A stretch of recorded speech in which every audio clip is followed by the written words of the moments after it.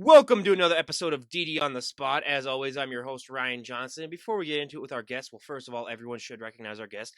We have Olivia back on the podcast again on her birthday. So happy birthday, Olivia. I mean, I know this will be out in about a week or two, but it's when it's happening right now. And she's just turned 21 right now. So, I mean, she might be doing some shots in between this podcast, so no, I'm just kidding. But coming back on to, give us an update on what she's been up to, and we really appreciate it. And Olivia, thank you so much for coming back on. Thank you. It's really exciting to be back. Absolutely. And as we can see that there have been some changes, but before we get into that, why don't you let us know what the weather's like in your neck of the woods? It's my all-time go-to first question for every guest. Oh, yeah. It's great here in Texas. Definitely above 90 degrees pretty much every single day. Sunny, hot, not as humid as Houston. So that's our selling point, but it's pretty good. Literally, I have to wait until about like 8 or 9 o'clock at night now before I'd go on my outside walks, basically, just because yeah, it's getting too much here. I mean, it's like in the 80s here now, so it's not too bad. But yeah, we had a stretch there where it was 90s like every single day, and it was just like, come on, this is not Minnesota weather. But before I depress everyone with just my sweat stories that are just, oh my god, it's just ridiculous. Obviously, we can see first of all you got a new haircut. So what's the reasoning behind that? What made you decide to cut the long hair? We'll start off with that, I guess. First off. Sure. I've always wanted to cut my hair. Um, and my hair, I've dyed it since I was like 12. So it was really fried. And just with how much I have to have it up with training and everything, just figured it would be a nice change. And with changes in competition plans this year, I was like, well, might as well go for it and just embrace growth all around. I gotta agree with you because, like, even with this beard training, it is the biggest nuisance of all time. So I was like, okay, these guests that I have on that have the long hair, I could never do that just because, yeah, yeah, I support that 100% because even as you mentioned that, I was just thinking back to when I was like, oh my God, yeah, that's got to be, just an absolute pain. But obviously, like you mentioned, the change in the competition plans and what is this whole off season? And, I mean, we basically talked a year ago today. It is close to around a year that we did our last podcast. So what has this whole off season been like for you? Yeah, it's been pretty cool. I mean, I started after prep last year. I did a few months of off season.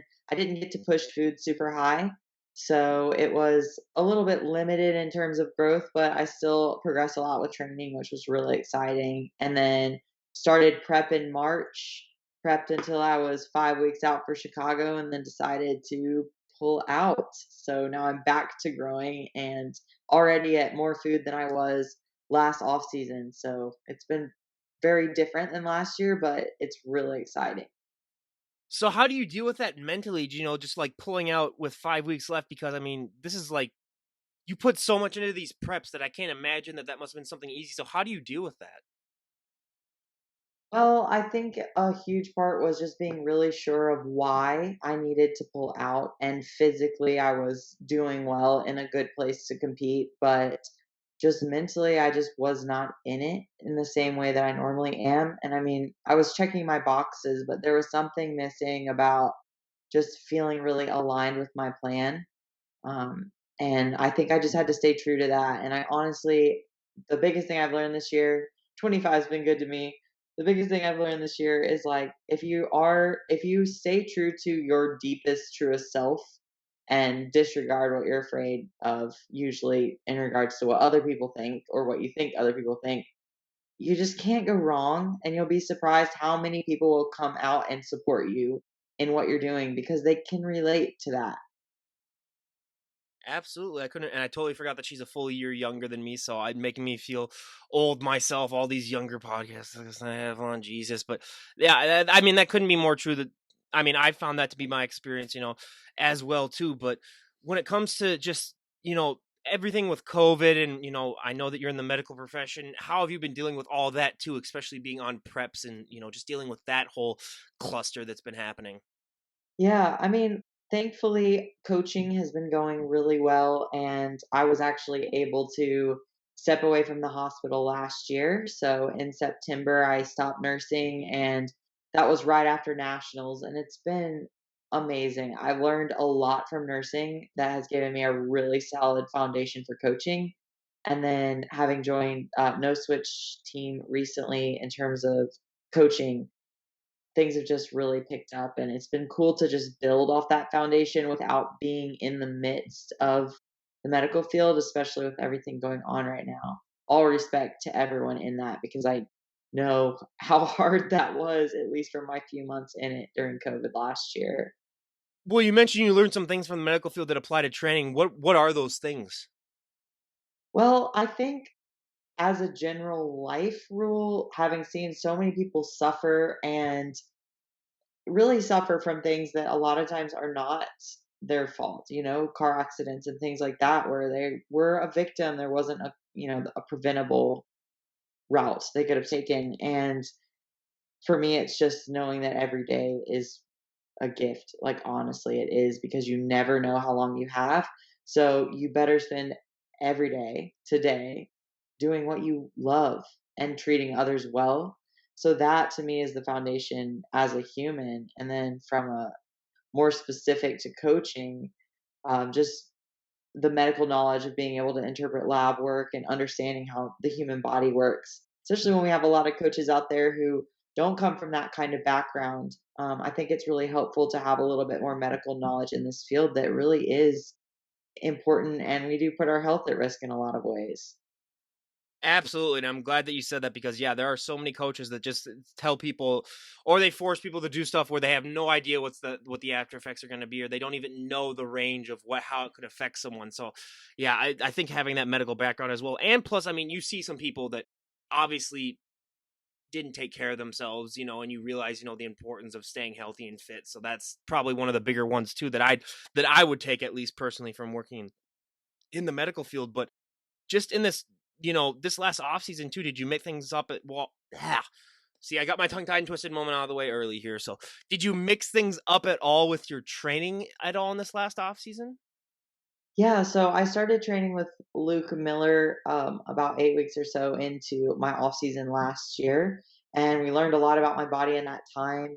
I learned a lot about training and how to progress it, and it's been cool now to have used that through prep, but then being able to grow now and actually get stronger with that kind of program is this is going to be a full off season of really specific, tailored progressive overload, which is really exciting. It definitely adds a tone to this off season that allows me to focus on training as opposed to being so focused on body image, where in the past that has been a big challenge for me mentally.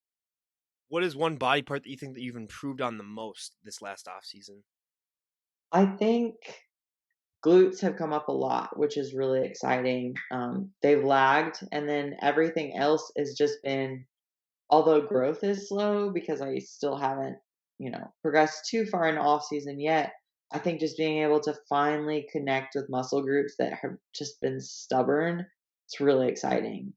Yeah, that was one of those moments for me. I remember in the gym when you finally connected with, let's say, like my calves or something like that, and you're just like, oh my God, it's life changing, or it's not life changing, but it just feels like it is. And yeah, that would be the benefit, even for me out of all this stuff as well. And your nutrition, I mean, like you said, you're eating so much more even now than you were on your last prep. How have you been adjusting to that? Not just physically, but mentally as well, because, you restrict yourself so much in your mind during preps of like, I can't eat that much. I can't do that much to now. Has it been difficult for you to sort of just allow yourself to eat that much? Because I know how a lot of bodybuilders' minds work where, it's all just a mental battle with this sport. Yeah, I mean, I think this past week has been particularly hard in just starting to see changes in my body. My composition held on really well, and not that it's not now, it's just now I'm seeing the changes a little bit more. But I'm really just focusing on my goal and making sure that I wake up every day and putting that at the forefront of my mind, thinking, okay, what is my goal? Off season is short term. Like, it's easy to think I'm gonna gain all this weight with all this food I'm eating, and then I'm gonna have to pull it off for prep. But if you're living for prep, you're not embracing your off season, not only from a physical standpoint of you're gonna limit your growth, which I feel like I did to myself last year and don't want to do that again. I want to learn from my mistakes there. But also from a mental standpoint of, you know, I need to be able to work through some of these food issues, and physically I need to reestablish hormone levels, and it's so important in a way that exceeds my, like, ideal body. So I'm excited to start challenging those things and just kind of reframing it with that focus on my goals. How has your body been responding to the extra food? Do you find that you have more energy, or has it what have been some things that have really been happening? Yeah, definitely more energy. What's cool about my plan now is we pulled protein down quite a bit. I'm used to a really high protein diet, like over 200 grams. So now it's like 160, 170, and carbs are well over 300, which is very new for me. And it's cool to see how good I feel. And we've been playing around with food sources to address digestion. So overall quality of diet has gone up a lot, which has definitely impacted performance. Sleep is in a really good spot. I just had labs drawn this week, so I'll be interested to see how hormones improve. Just a lot going into it that seems to be moving forward really well already in off season. Well, hey, I got a carb thing for you. I made this last night that if you ever wanted to try, what you do is you get one of those like Nathan's hot dog buns that Yeah, you have. You put it in a toaster for however long just to get toasted up. Then you put PB&J on each side. You have your PB&J on your hot dog, but oh, it is so good. Like that it, sounds amazing. oh my god, I had two of them last night after I went for my run, just because I'd burned off so much. I was like, okay, I can have two of these things, and oh god, even I'm even gonna have to have one now after I'm done talking to you, just from talking about it. So I kind of shot myself in the foot on that one there, but it is, and it's an invention that I came up with myself. I don't think anyone's no, I'm just kidding, but No, I it's mean, yeah. you should trademark that for Oh sure. my god, it is so good, and I'm just thinking about how soon they're gonna. I mean, I have an uncle that's gonna be bringing over pumpkin pie later today too, so this is gonna be a bad day for me, nutrition wise. But hey, it's you gotta have every those every once in a while. And have you found that you've been having more cheat meals now, and since you can have more carbs, or is it just you're just sticking to more of the still strict bodybuilder diet? It's just that you have more carbs and less protein. I'm pretty strict, and I'm definitely wanting to challenge that this off season in terms of mentally finding that balance of, hey, we're going out to dinner tonight. Do you want to go? And I can just more on a whim say, yeah, that's great. I'm in off season. Whereas in the past, it's like, no, I need to have planned this. Let me Like, bring my water. Yeah.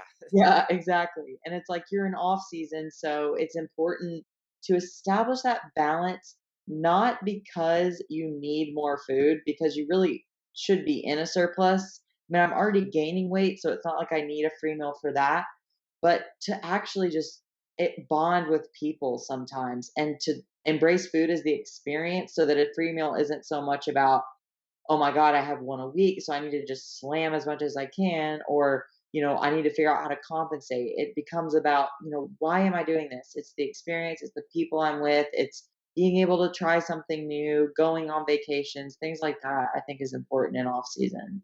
And I mean, that is one thing that I think the general public does not understand out of this sport is that it is a lonely sport. I mean, let's just be completely honest. You are going to have so many times where you have to prioritize you know, your own fitness journey when it comes to not going out to eat with people or not maybe hanging out with so many people. So I love that you're able to do that now, because yeah, even in college there were times where it's like, oh hey, we're going to a friend's place to have a party or whatever like this. I know I gotta go and work out. So it's just that's one thing that I do regret at times, where it's like I wish I was a little bit more flexible with that at least. But how has your water intake been going? Because that's one thing for me that surprised me more than anything else about just this lifestyle, was how much damn water I had to drink, and how your bladder just becomes the you become that person in the group where it's like, if we ever go on a road trip, it's like, sorry guys, we got to stop again. Yeah, I mean, I'm used to it. I was drinking well over a gallon as a nurse, which was pretty much unheard of when I know most of my coworkers were slamming like 1 cup in an entire shift. But yeah, I do definitely get like a gallon to a gallon and a half a day, and you know your gas stations. You find the coolest gas stations on the way anywhere. You can find all kinds of stuff. So Well, you make a being a guy, I know the spots where I can just pull over. I'll just say that. I know the spots that have like a good that have a that you don't have traffic viewing you basically. And so yeah, but no, yeah. it is yeah. I mean, that is the one thing that if I could change one thing about the human body, it might actually be that where it's like might be able to hold a little bit more water, but hey, it's worth it in the end. I mean, I'd rather be drinking that than, just having some of my friends who drink that much in soda every single day. So, yeah, there are definitely benefits to that. But now this off season comes, please don't tell me you're not doing as much cardio. I'm not. Okay, good. Thank God. To be honest, it was weird in prep. I was dropping weight a lot and like consistently, not at an unhealthy rate, but I wasn't having to make too many changes and cardio wasn't above 30 minutes at that time, which is pretty crazy because, and last year it didn't get high, but I was at 40 pretty quickly into prep, and that was stairs. And this time I was more walking. I wasn't nursing either, so my step count in general was a lot lower, but I think that is a testament to stress management being in a good spot. And so now moving into off season, we've actually switched to completely a step count, which has been a really, really fun shift. So what does your step count look like? Like, what are you trying to get out of a day? I try to hit 8,000, which is pretty moderate. It ends up being about 20 minutes total if I end up doing it on like the treadmill or something, but it's cool because then it makes taking the dog out feel like a necessary part of my day, not like a nuisance. So it kind of reframes some normal life experiences in my day, in a way that I'm allowed to look at them as part of the plan, which is really cool. I'm at 10,000 where that's an hour and 20-minute walk for me every night that I do basically where it's just this and I have the time to do that. Like if my schedule does get busier, which it eventually will, then I'll probably just stick to actually just running for like yeah, like half an hour or something like that just to get it done. But it's nice and serene. I mean, I will say my personal story out of when it comes to walking every night around the same time, it is so weird because I walk in the same neighborhood all the time. You get so used to everyone's schedule where oh, this person's watching this TV show because they have their window open at this time at night. This person's eating this food like at that time at night. Like you get so realized that so many people are like as much as people tell you that they don't have a set schedule, just walking around a neighborhood and seeing hundreds of houses and realizing that like half of them do actually have a set schedule where it comes to like they are doing this at that time. It's just so fascinating for me. So next time someone tells me it's like, no, I don't ever have a set schedule. It's like, I bet if I walk by your house at a certain time every night, again, not recommending anyone ever do this. I'm not telling you to like go and like follow someone and just do that. But that's the most fascinating thing for me is just realizing that, yeah, like we are all a lot more schedule oriented than we would like to believe, even if we, to this day still think that we don't. But I mean, with just everything in this lifestyle too, as well, and with the competitions going on and everything, there's always the ever evolving aspect of the sport as well. And I mean, we talked about to some other, physique guests who are just like talking about how that category has evolved in this last year. When it comes to just the overall look of things, have you found that this year has been a little bit more exceptional than others? Because I've found that in a lot of the other divisions too, like this has been a bigger year of change.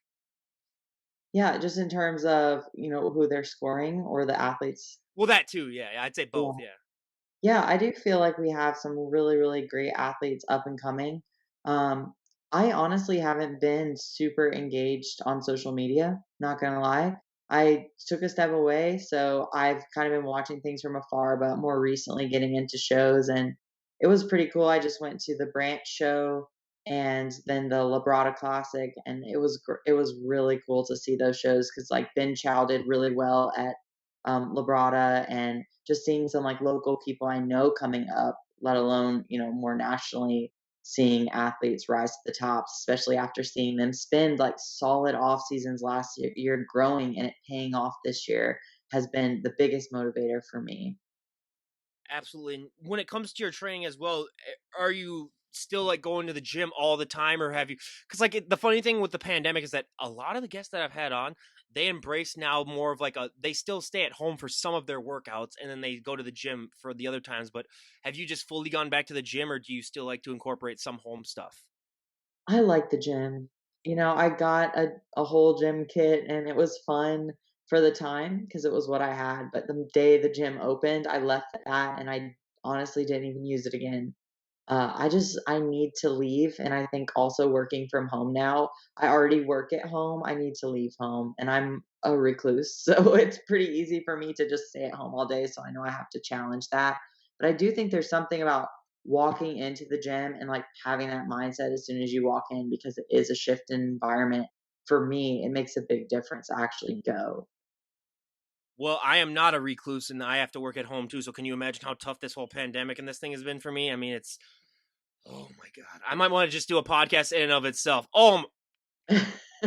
It's not even like I almost got to a point where I would just have to be like talking to myself, just running through my backyard basically, then just being like, okay, I need to do something. But I mean, luckily things have started to open up. But I mean, yeah, just this yeah, this whole last year with how it's also affected the sport in, more ways than a lot of people would see. But I mean, being that you're now, like you said, into the personal training aspect, how do you find that people have been dealing with, obviously stuff is opening up back now, but let's be honest, people put on that COVID weight, I myself included. Do you find that people are more inclined to get in shape than maybe what you saw before the pandemic? Or has it just been sort of people might just still be a little bit more stubborn about not wanting to go to the gym? Or what has been your overall vibe that you think that you've picked up in that department? It's interesting. I feel like there has been a shift because of people working from home now, and a lot of companies continuing with that, as well as kids actually going back to school. There's a lot more lifestyle clients who are really ready to tackle their goals and now actually have a little bit more time to do so since they are working from home. So it's been interesting to see the the split between people who feel so disempowered by how unpredictable everything has been, and then the other people who have really taken the time to prove to themselves that they can get through anything because of how difficult this year has been. And, so I think there's a good amount of both sides, but I'm really hopeful that we'll have a spike in people getting in the gym. I mean, people are getting outside more because when you can't do anything indoors, that's what you got to do. And I think that's going to bring in a lot more like functional fitness again and things like that, where people are just outside getting more active. And I'm excited to see, incorporating that into people's plans and stuff just to kind of just to increase overall activity in society, not necessarily even just gym time. Well, and yeah, if anything this pandemic has taught people, it should be that, being healthy, you're vastly more, likely to not get sick from diseases and stuff. I mean, it's so if that alone should just be, imprinted on flyers and just, distributed to everyone because that is just, especially with the pandemic, how that should have taught people. It's like, yeah, you might want to, just get in a little bit better shape. And it's just, it's something that I think hopefully as, stuff gets less and less, who knows with all this Delta variant and stuff like that, how it's going to happen. But once that stuff does get, eventually less and less, I do hope that that will be the case as well. But when it just comes to just the overall outlook that you have too, especially with, not being able to compete and stuff. And I know how that affects, especially like, well, I sort of asked you this before, but just elaborating on it a little bit more. Cause I mean, like that is the reason for being in the sport is really to step on stage for a lot of the compares. I know some compares just do it too, just because they love, the working out aspect. But do you find that overall mentally you're happier now that you didn't compete and as opposed to maybe just having that being like, oh my God, I could have stepped on stage because that was for me like with baseball where it's like every time that I didn't pitch afterwards, I was thinking like, oh, maybe I could have went out there and pitched maybe if I wanted to. And do you have any of that or is it more of like you're just like, you know what, I'm glad that I didn't compete this time? I'm really glad, and I think part of this year, one of the biggest things I've learned, again, just going back to being true to yourself, is like you when you make a decision and you have that kind of clarity and trust with yourself, there's not really an inkling of regret. I don't really like living with regret because it's not beneficial, it's not really productive, and I know that's a really like stoic way to look at it, but it's not, and it's wasted energy on what could have been as opposed to what is the opportunity now.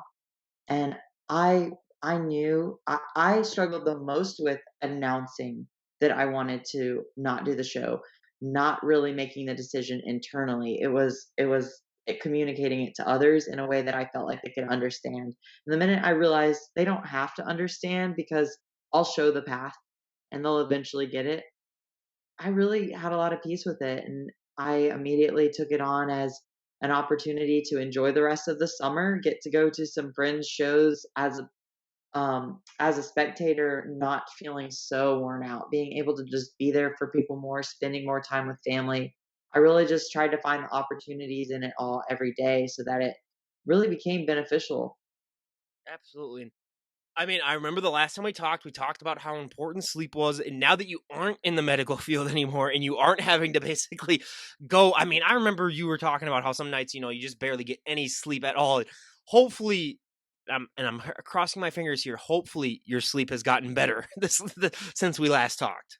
Definitely. I mean, it's I track my sleep. I have an Aura ring, so I'm always tracking like sleep and steps and heart rate variability and everything. And sleep has been in the best spot since before prep last year. It's amazing to see all my health parameters in that regards improving and feeling better for it as well. I'm not gonna lie. So I went to bed at like 2 o'clock last night, and I woke up. I had my alarm set for 10:30 because I knew I was gonna talk to you at noon.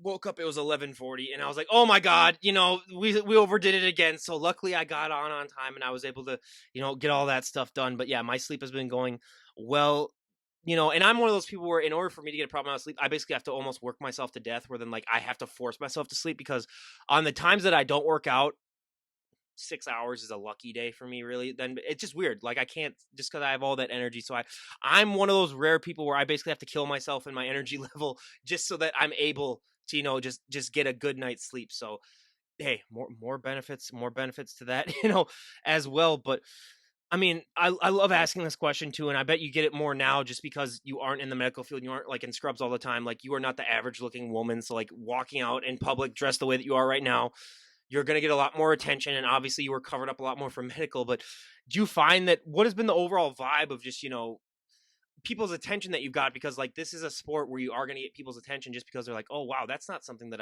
I normally see. What has been your overall experience with that? That's such a cool question. That's not something that I've ever really struggled with before until recently. And being on prep, and I get pretty lean, so I look kind of more dramatic, I think, when I'm in public. I've seen your Instagram post, yes, I know.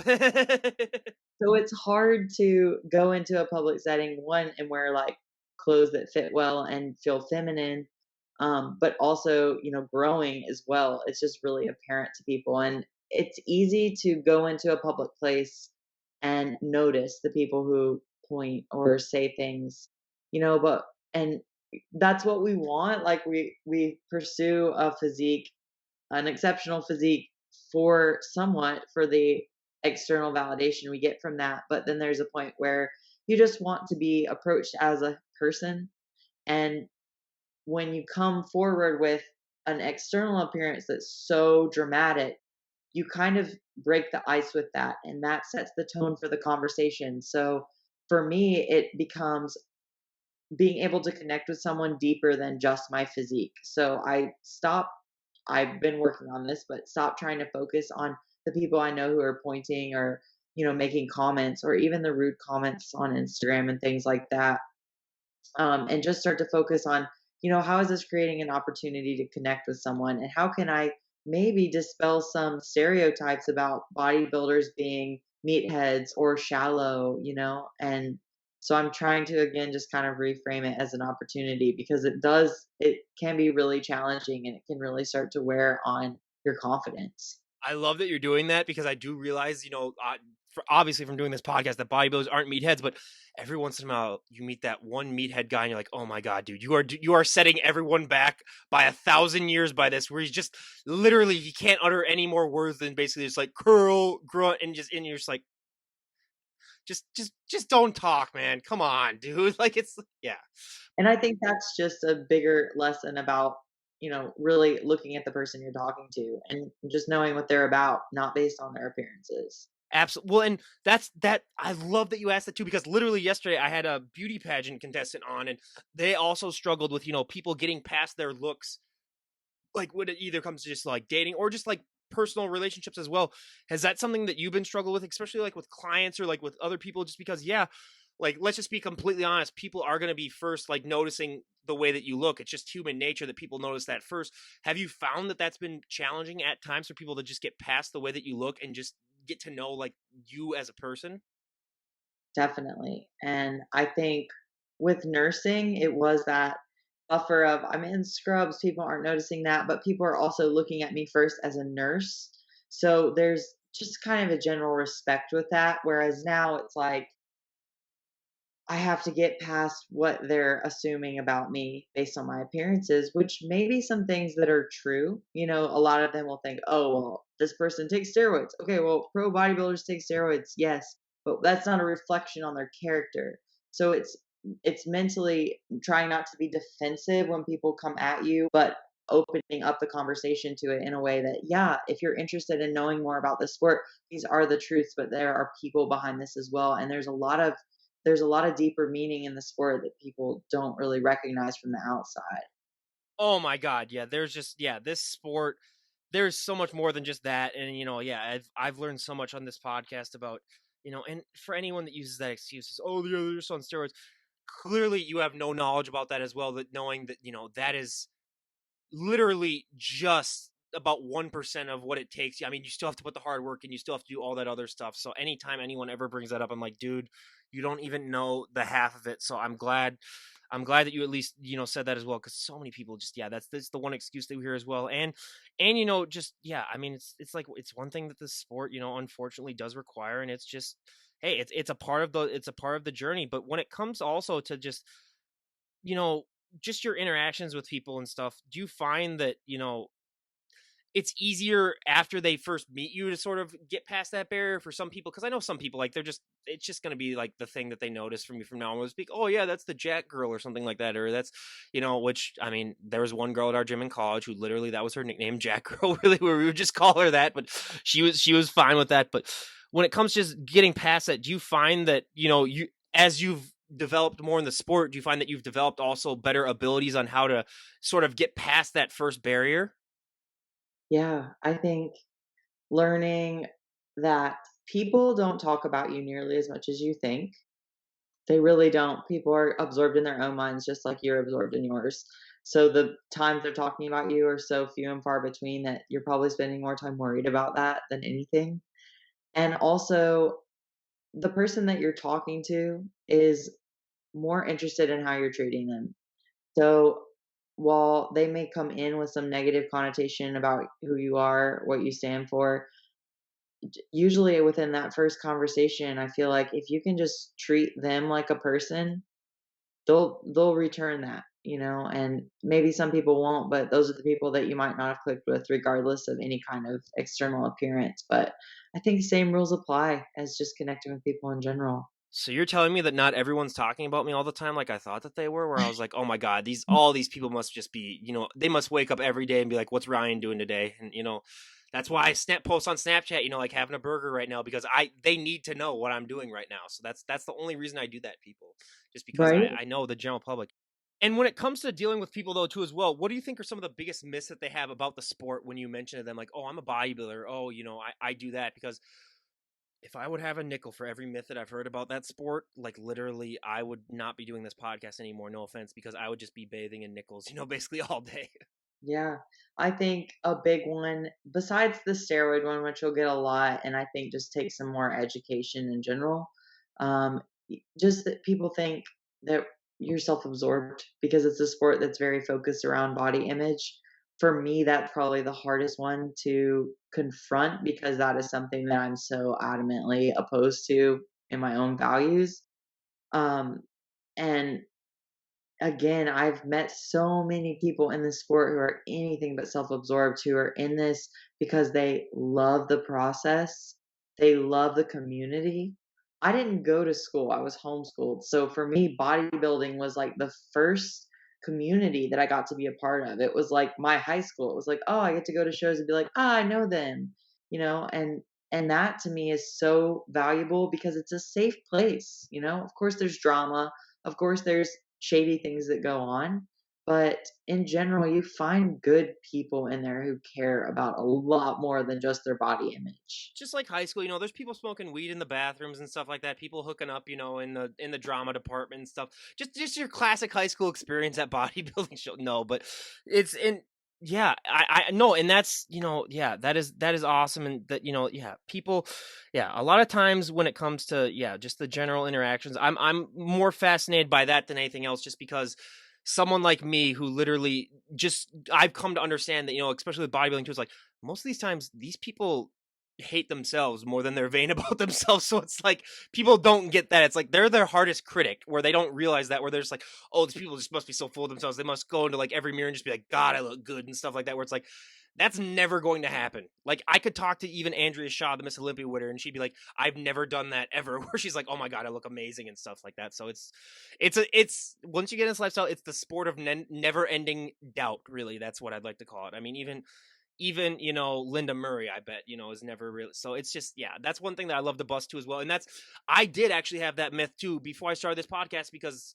let's be honest, the two gym bros that I hung out with at the gym were literally those guys who were just like, dude, I look so freaking hot right now and stuff like that. I was like, why are you telling me this and stuff like that? It's just so. But yeah, as soon as I talked to a couple of guests on here, I was like, oh yeah, that's totally not true. So like I said to anyone too, it's important to just talk to people and just get to know that side of things. And I mean, if when we do talk to a year from today, I was going to say if, but no, it's when, because you're one of my favorite guests. Where would you like to be at in your just your journey? Where would you like to be at just in your overall life? What are some goals that you'd like to have achieved? It's interesting. My mind first goes to coaching. That really is my priority. And I'm excited. We have a lot of big things coming. We're going to start doing some seminars. First seminars this weekend. So I'm excited to be a part of that. Just continuing to grow my knowledge and client base and prepping more people. I'm excited about that. I don't really have a number for that because for me it really is about quality, and I never know the rate of progression. A year ago I never would have thought that I would be where I am today. And as far as competing, I in my mind, I was thinking, take this year, grow, and then compete next year. But I'm interested to see where I go, and I'd like to make sure my labs are in check. So that's a priority for me, is getting health in line first, and then going into prep with a really solid foundation. So whether that's next year or the year after, that's really my ultimate goal. And when you mentioned labs, I do have to say the one thing for me that I take out of this podcast more than anything is how much harder this sport is on females than it is on males, that people do not understand when it comes to like hormones and stuff like that. First of all, the first guest I talked about their hormones, I was like, oh yeah, that's the female thing or whatever like that. And she's like, oh no, men have those too. And I was like, wait, what? What are you talking about? Like, just because as men we're just like literally just like, nah, those aren't, we don't have any of that. And just realizing, how like the female bodybuilder or the female body was not designed to like be super much. So how much dedication it takes from the female end of the thing. That's why I like taking the females more, because the men, let's be honest, they can go to the gym, they can curl some weights and drink their protein shakes and they'll be fine. But the women, I mean, it's just so much more dedication and hard work goes into it, that I really think that a lot of people just don't understand. So I love just bringing that up, because a lot of people are like, oh, why you talk to the females all the time? It's like, because they actually put in a lot more. I mean, they work just as hard as the men. I'm not saying the men don't work hard. The men work hecka hard, but just the extra stuff that they have to deal with too as well. It's just, in my opinion, so much more fascinating. And I mean, yeah, it's just, and when it comes to your future too, I mean, yeah, just with personal training too, yeah, I think that's going to be great for you as well. And when it comes to, the personal training aspect of it, what is the highlight of the personal training thing for you? Because for some people, the highlight for them is just seeing the person make changes. Other people, it's like just making those connections with people. What about personal training do you get the most out of? Um, for me, it's a lot of the mental growth. I love the physical side of it, and that's exciting to see when someone hits a milestone, when someone preps for a wedding and they get to show up in the dress feeling great. It's like things like that are as big of a win as someone getting on stage. But what I like to see is the mental progress. When I get a note from a client, like I was able to have a meal with my husband and not feel guilty. And I didn't go off track after that. Like, those are the biggest wins because to me, that's the foundation for everything. If you want to make any changes in your life, you have to learn to trust yourself. So if you can build that trust with yourself, and I think that that really does help to have a coach guide you in that way. I mean, you can make changes in every area of your life. So those are the biggest ones for me. Well, I made that face because I have 3 friends right now that are planning on getting married, and I hear this all the time. "I just wanna lose, that, like 5 to 10 pounds, before the wedding, just so I can fit better in the dress and everything," and I'm just like, "Why am Yeah, I and gonna?" it's a high stress Yeah. time to be trying to make diet changes as Oh well. my god, this period as well. Like, I have a friend that's getting married next June, and they're already talking about that, and I was like, "You have plenty of time. You don't have to, be really think."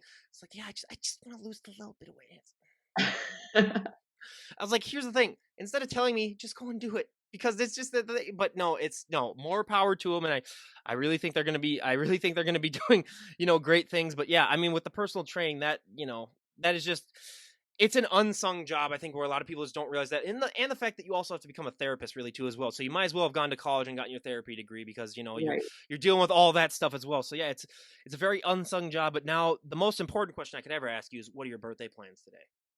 Birthday plans. So this is the event week here in Dallas at Destination Dallas. So we have like all these athletes in town, the armbrust athletes. It's gonna be really fun. So today I'm actually gonna be training with Ivana. We're gonna hit some back, and then tonight big dinner, and then the rest of the week will just be training, and then we have the Texas Pro Show this weekend. You So still it's gotta gonna train on your birthday. My birthday was the one day where I was like, "I'm not touching a damn weight. I am just gonna, eat whatever I want whenever I want." well, I do get to do a trip to Lake Tahoe next week. And that's actually gonna be a few days outside of the gym, which is a big challenge for me because the only time I've ever done that was when I had COVID. So I'm excited to actually like take intentional time off. So I figured I could lift today if I get the rest of the Well, you weekend gotta go off. kayaking then, because that's my favorite back workout out of anything that I've ever done in my life, including with weights. That's my go-to. But no, now that I learned that you had COVID, so what was your experience like with COVID? Oh, it was right after the Olympia last year. A lot of us got COVID, which I guess we kind of exposed ourselves, but we all got home, and so I had COVID right at Christmas. I had to call my family and tell them to go home. So that was a We bummer, don't want but you here. Get the hell out of here. Yes. yeah, I was at the airport and I was like, "I don't feel right, but I'm not sure." And then it turned out to be COVID, and I was most surprised at just being so exhausted that I had to just slow down. Like doing dishes, I would just have to sit down because my body was so tired. But for those of us who are high pace, high anxiety, go, go, go, how much more can I do? Driven by the where we're not. I think sometimes it takes getting hit by a truck to just slow down. So I'm learning that you need to take time to rest, to intentionally rest and make yourself sit the heck down, or else something like COVID is going to hit you and make you take that time to reflect and just treat your body well. Oh, for me, if I got COVID, I would have to put myself in a self-induced coma basically for like about 3 days just to like let myself heal. And I'd be like, yeah, because Yeah, I would still, even if I'm coughing up a lung, I'd still be like, gotta do some podcast editing, gotta go to work or right. something like that. Yeah, I am. It's a blessing and a curse. I've always told everyone. They go, "Oh, that's such a blessing." And I was like, "Yeah, just wait until it's 4 in the morning and you still haven't gotten any sleep because you're still constantly." So, yeah, anyone out there with that, I gotta, I gotta tell them about that. But yes, and I do again say happy birthday to you. I'm glad that you were able to talk to you on your birthday, which is great in and of itself. And yeah, it's just amazing. And what are your, so I mean, I know that you're early also in your off season. So what is the rest of the year? Do you have it all planned out for what your off season is going to look like, or are you one of those people who you just wait for your coach like weekly just to tell you what to do? I'm pretty close to my coach since I'm working under him now, so we kind of game plan a little bit. But a lot of it will depend on labs. So we'll be seeing, going into off season. I've now been in off season for 6 or 7 weeks, I think. Um, so I'll see what these labs say, and then from there, it's like if things are off, we take time to get hormones back in line, either going on HRT or running a cycle in off season. It'll all just kind of depend on where labs are. But I'm really excited to structure an off season based on health for the first time. So once I have an idea what this next phase will look like, I think it'll give a little bit clearer picture of what the rest of the year will look like. For me, I just want to grow as much as possible. Absolutely. Well, and being that you are the first bodybuilder I've had on since it happened, I mean, we did lose someone really important in the community the last few days ago, Mountain Dog. Did you have any experiences with him, or did you? I mean, obviously, anyone that I've heard that's had any interactions with them said that he was one of the best guys that they knew, and just a great overall guy. And did you have any personal experience with him? Yeah, I mean, I ran a few of his programs a few years back. I mean, that was my first time running like a really solid bodybuilding program, and I had reached out to him on Instagram a couple times, and he started following me at one point. I remember I fangirled so hard, and then I went to the Arnold a few years ago, and I saw him, and I was nervous to go up and talk to him, but he goes, "Hey, I know you." And he's like, "How are you doing? Like, I remember your pictures." And you just don't, I mean, you meet good people in bodybuilding, but there's something about him taking the time to know people, to know about them, and it never seemed to be about how much he could do, for himself, but how much he could contribute. And I was just talking to a competitor the other night after the Labrada. I was like, if there was anyone I aspired to be like in the sport, it would be John Meadows. And then the next day I heard he passed. And I was like, I cannot imagine the ripples that this will create throughout the community. But I truly believe that his loss is such a lesson to others about what's important, not only in the sport but as a human. He, shows his sons all the time. He seems really involved as a dad. He talks about health. He's very honest and humble, and just a great coach from everything I've heard. So my heart goes out to everyone who's known him, because I think he has created such a positive impact. But I hope also that it's a learning experience for a lot of people. Yeah, I mean, people outside the bodybuilding community don't know how much he meant to so many of the guests that I've had on, and so many of the competitors that I follow. I mean, there were at least 100 tributes on my timeline of him, and I didn't know him personally, but I even talking to some guests, before he unfortunately passed, they were talking about how great it is that he was either their coach or they were working with him. And yeah, I'll leave a link down below to the GoFundMe that they have for him too, because yeah, everyone needs to just, if you don't know about him, just do some research on him. And yeah, not one bad thing has been said about him since then. And I think that's really a testament to just how much of an impact he had on the sport. So it is unfortunate in that. And the last couple of questions I wanted to ask, before we wrap things up is, obviously with, just, I mean, I can't even say everything that's been going on, because it's just with this last year. I can't even imagine. First of all, it's been a year since we last talked, because it feels like it's been like 10 years. And then at other times it felt like it's been like a week. So I'm going crazy here, Olivia. Like, I don't know what's going on here. I wake up some days and it's like, oh my god, it's already Friday this week, just because it hasn't.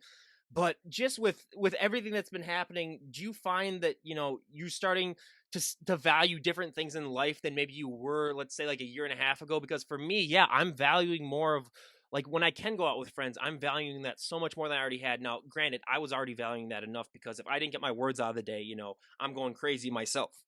But do you find that this whole experience has made you appreciate more stuff out of life than you maybe didn't appreciate a year and a half ago?